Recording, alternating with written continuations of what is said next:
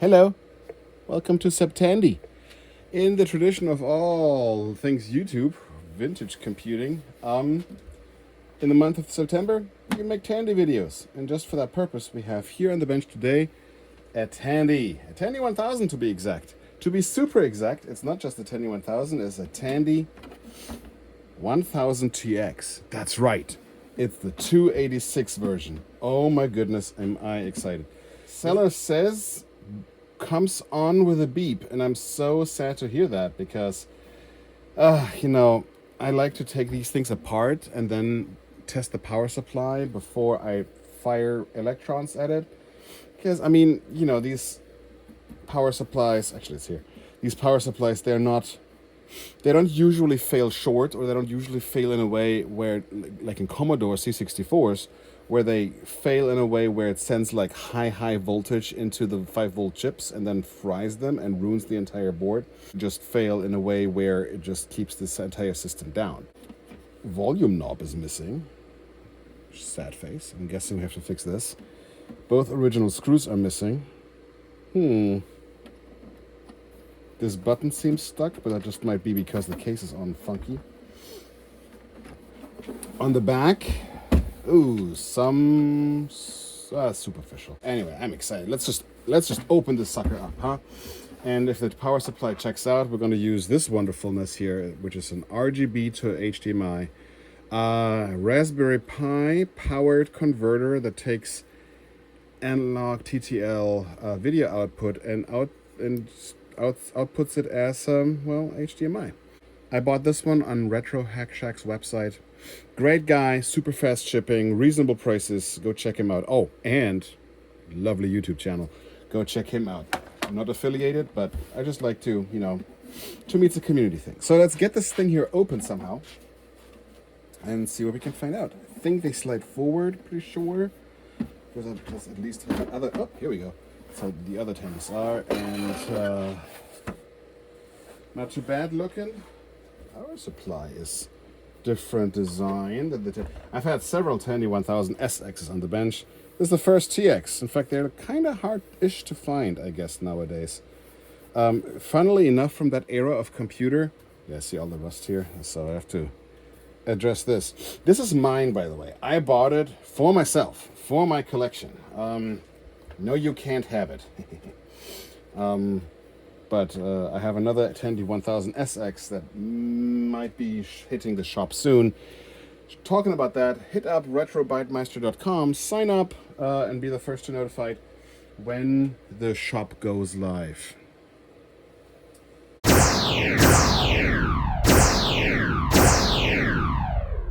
Like this, indeed. And inside,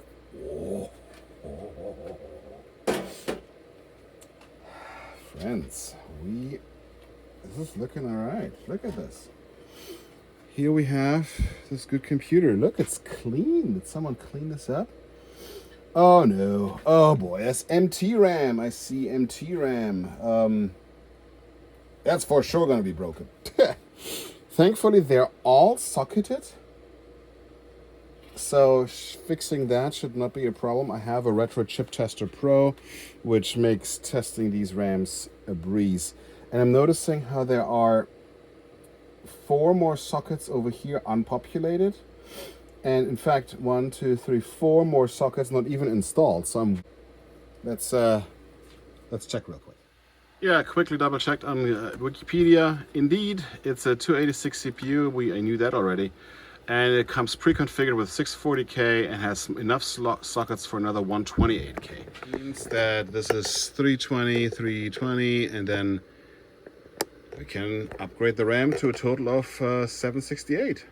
What I like to do is take the entire computer apart first, then check the power supply, and then, one thing at a time, put them back together.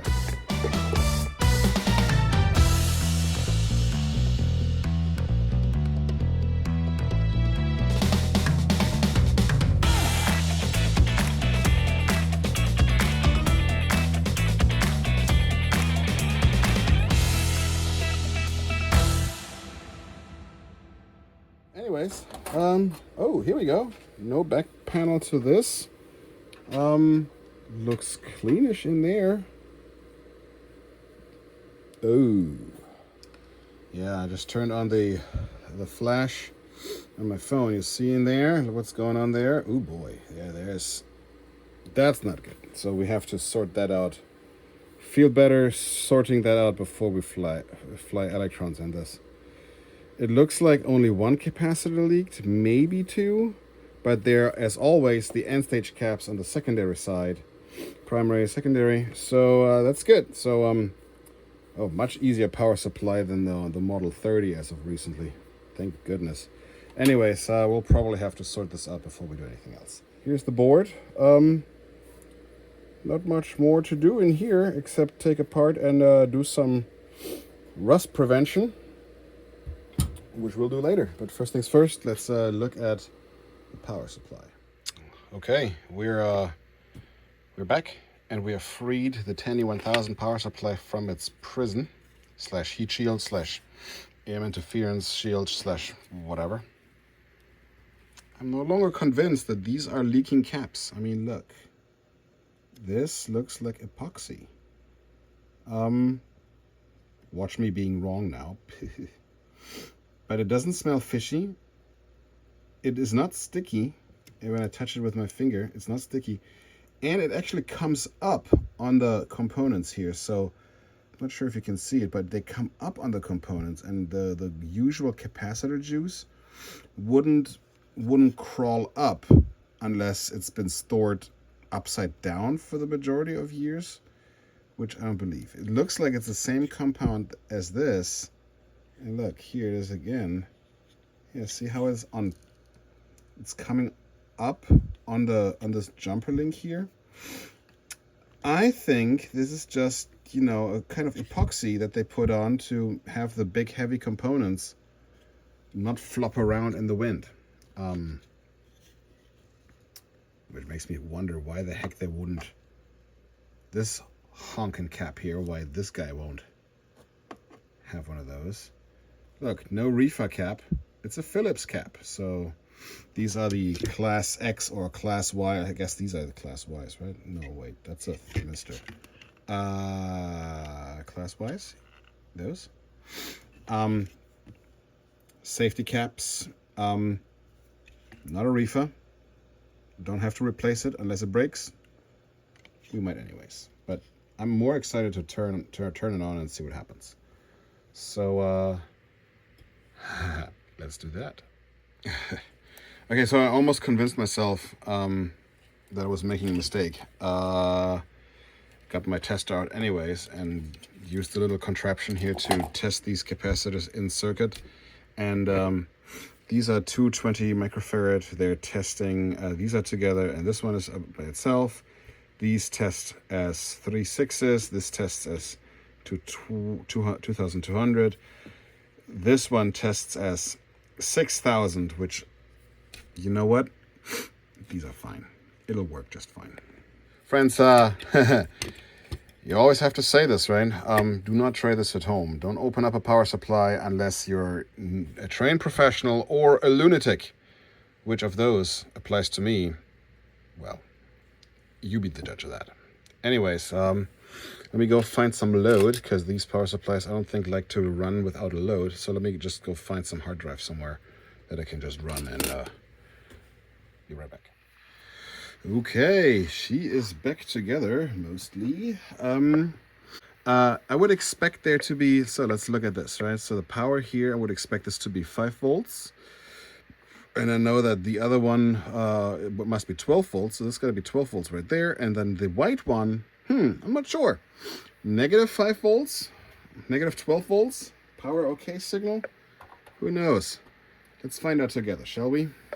I mean, I could look up the pinout, but I'm just not. 1, 2, 3. Here we go. We got 12 volts, very stable 5 volts. The fan blows out, great. Then this one here is very stable, I hope. Yeah, well, a little low, 11.5, but that's probably okay. It might be low because of this draws too much current here. What have we here? Negative 12. Ah, yeah, that must be used for the for the serial port, because the serial port I think is 20 volts peak to peak. Who knows?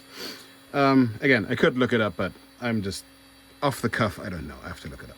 Anyways, hey guys, this power supply works. We can just throw some electrons in this computer, right? Let's try it.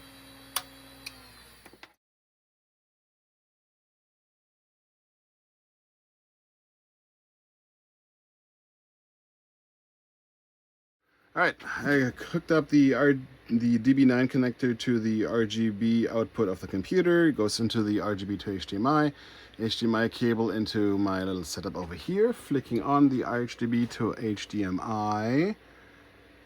It'll tell us that there is no sync detected here in a second. Boink, there it is. Now we flick on the computer. 3, 2, 1. Here we go. Oh, what have we here? 640K. Guys, looks like this board is all right. Now to test the rest of the computer, and that'll have to be a thing for tomorrow because I gotta go pick up the kids from daycare. So, thanks for watching so far. I'm excited. This is a working computer. Yay. Next day, back with the Tandy we are. Off camera, I took the main board out and just to see what the underside looks like, and predictably it looks all right. It looks like some creature built a cocoon under there, and it was roughly around this area here.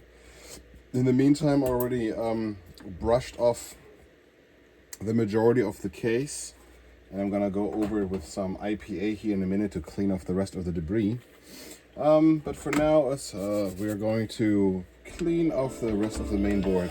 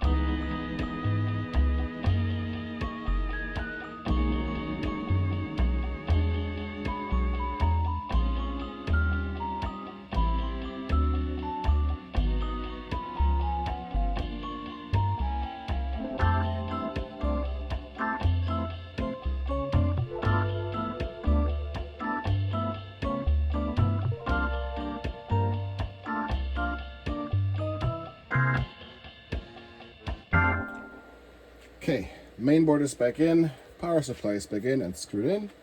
In the meantime, I freed off the floppy drive from its caddy and exposed it enough such that we can see if it's clean. And it looks alright and clean in there. There's not too much dust intrusion. Makes me wonder if this computer was actually used very much ever. But just to be safe, I want to see if the mechanism works, and just going to give a quick swab of the drive read heads over there with some 91 IPA. Friends, you notice something? This was the cable, right? I never bothered taking it off the main board. And this is the drive, right? Where's the power cable? The power supply only has the Molex connector that goes into the hard drive, but this here's missing. So I wonder if that's the reason why this was disconnected, because someone went into this computer to steal this cable, and well, that was that. So well, that was rude. Makes me need to get like a Y splitter, huh? Thankfully I have an absolute ton of these. Well, this is not a Y. Before we install the hard drive and this thing, we need to get a different cable, but this will at least for now allow us to test the floppy. All right, here we go. 3, 2, 1.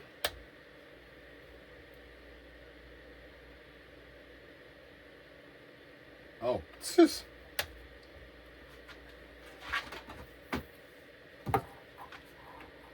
well, that's a problem. 3, 2, 1. Here we go. There we go. Memory size 640K seems correct. All right, it's seeked. Didn't see if it spun. Well, it's demanding a system disk. So, let me grab one of those. Like we are, disk is in.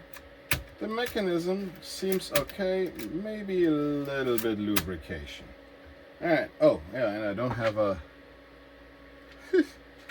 don't have a keyboard attached, do I? So let's just reset it. Here we go. Is she gonna boot?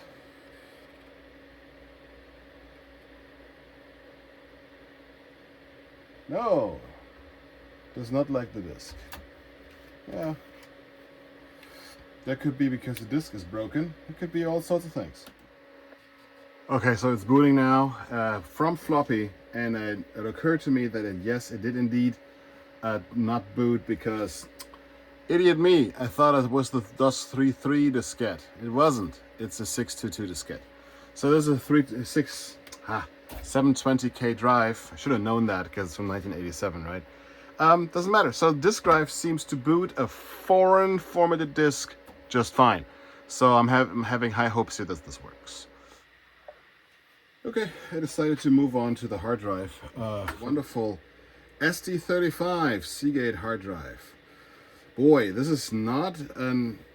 Is it? I don't know. Man, these old hard drives, they have a tendency to fail, do they? And if the previous owner did try to turn it on and then didn't park the drive, oh, I have little hope that it'll actually work. And I'm pretty sure it experienced a head crash during shipping. Or rather during transport, I should say. Like I told you, right? I bought it locally. 3, 2, 1, let's go. All right. Hello. That's new. Are you trying to boot, I wonder?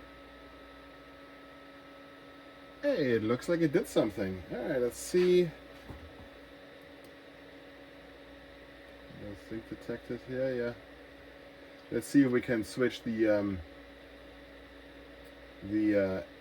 RGB to HDMI over to a different sync mode, or a different profile, I should say.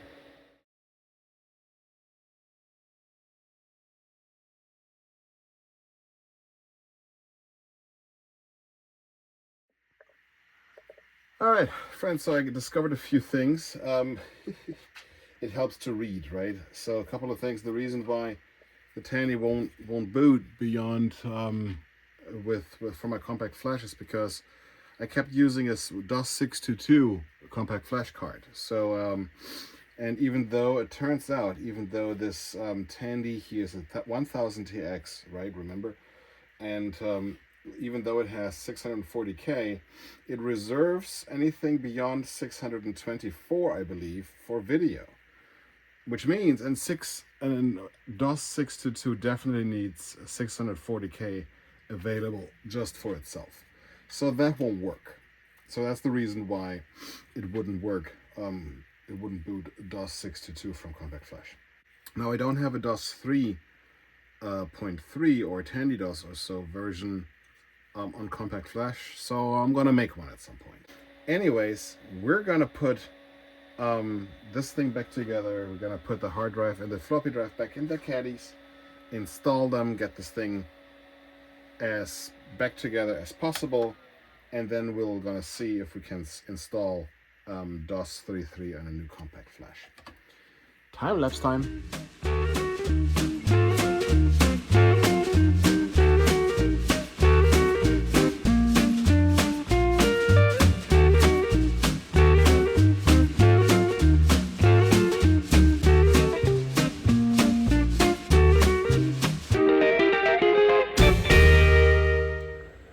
Alright kids, day 3 working on the Tandy, and I gotta tell you, I struggled a little bit with understanding why the picture would roll. I could not get a profile going to adjust the profile for MDA mode. I was right that DeskMate changes the output, the video mode output, like we've seen on the screen. That is correct. However, the RGB to HDMI is smart enough to understand that, and well, I wasn't smart enough to know that, but that's okay, right? Another day, another opportunity to learn. So in the meantime, I some time ago, these CGA cards made by some bloke in China, I guess, and sold on AliExpress hit the market. And kids, these are really good. Like this is a really, I mean, I think these are old chips. Like this is a new board, but these are old chips that he sourced from somewhere. This is a really good CGA card, and it's great because no matter what you do, no matter what PC you have, as long as it's a standard ISA bus, pop it in, and it's guaranteed to work. It's a wonderful idea a wonderful way to test vintage computers. So I popped it in, and recall how we had no image with this one in, and observe what happens, right? So I pop this guy in. Here it is. Turn the power on. And hook up my RGB to HDMI to the other card. Watch what happens. And as we can see, the video is fine now. So let's take this card out and hook it up to its internal port and power it back up. And now we have the rolling picture. But now, observe what happens when I take the video card out. Oops. Observe what happens when I take the video card out. I'm just laying it here. This is to make sure it doesn't touch anything metal. I turn the power back on, and the video is back. So what a super curious thing, right? When this thing is plugged in, RGB to HDMI complains that it can't find sync, so what the heck. So I decided to, okay, you know what? Let's just look at the sync. Flicked on the computer. I hooked up my El Cheapo multimeter here, and as we can see, the horizontal sync is fine. 15.75 kilohertz, 5 volt. This seems fine. Observe what happens. Look at the vertical sync. Looking at the vertical sync, same idea. Here we have 5 volts peak to peak at 59.9-ish hertz, which is exactly what we would expect for vertical sync. Now let's pop this card back in, shall we? Turn off the power, put this thing back in, turn it on, and look at that. The vertical sync is gone. And then I Googled. So Dr. Google tells me, ISA card kills vertical sync. And the AI overview was for a change really helpful. And it said, in some older ISA-based computers, a non-standard ISA card could interfere with vertical sync. Aha! But it's a hardware compatibility issue, not a normal function. Really now. And it goes on to explain why it's happening, and that's because apparently the vertical sync interrupt is, if they share the same interrupt, they can cancel each other out or something like this. So in legacy systems, resource conflicts were common. If poorly designed, improperly configured ISA card, the same interrupt request line as the video card is used, often IRQ 2 or 9, it could prevent the VSync signal from being correctly received. So I just Googled D16-X BIOS, and of course, -0 degrees is coming through for us yet again. If you don't know that website, you guys are missing out. They are so helpful. And it has the JUCO D16X user manual and explains all these jumpers. So very annoyingly, you can't change the IRQ, the interrupt request of this card. You can change the memory address and things like that, but not the interrupt request. So maybe I can change the interrupt request of the Tandy. So I looked at the tech notes that were issued by Tandy, and we find something interesting. It says, when the computer is in PC Junior mode, the video and hard drive interrupts are reversed as shown below. PC Junior mode, hard drive RRQ2, video RRQ5. So there we have it. So let me figure out how the heck to change that. Yeah, and sure enough, there is absolutely a dip switch here that says dip switch number 2 off selects IRQ4, 5 for hard drive, IRQ2 for video, on selects IRQ2 for hard drive and 5 for video. So basically this little guy swaps them. So it's in its default position. Flick it off and see what happens. All right, this dip switch is set. Power, picture.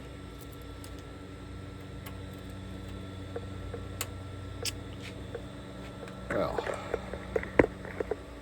I'll be danged. It works. Feel silly. Like, this is really something that is, that is making me feel silly, because should I have known this? Or is this something that you discover as you work with these machines? And I'm gonna tell you what, I've worked with many computers, probably hundreds, many different capacities, and this is the first time I'm seeing this as a problem. IRQ conflicts happen occasionally, but not something like this. And I guess it is owed to the fact that this computer here was right there on the precipice of the era when XT and AT machines were still coexisting somehow. So, should I have known this? Maybe, but heck, where's the fun if you don't learn something, right? Anyways, this computer works. Let's put it back together.